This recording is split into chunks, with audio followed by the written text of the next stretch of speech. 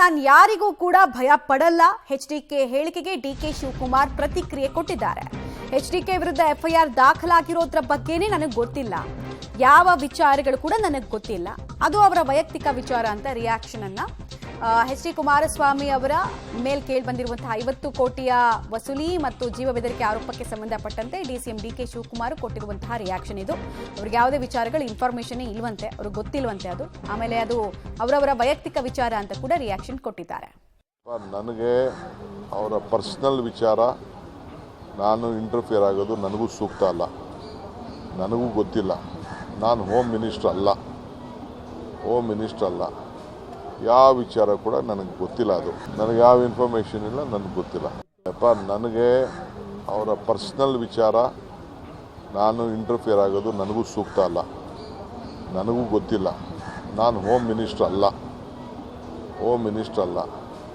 ಯಾವ ವಿಚಾರ ಕೂಡ ನನಗೆ ಗೊತ್ತಿಲ್ಲ. ಅದು ನನಗೆ ಯಾವ ಇನ್ಫಾರ್ಮೇಷನ್ ಇಲ್ಲ, ನನಗೆ ಗೊತ್ತಿಲ್ಲ.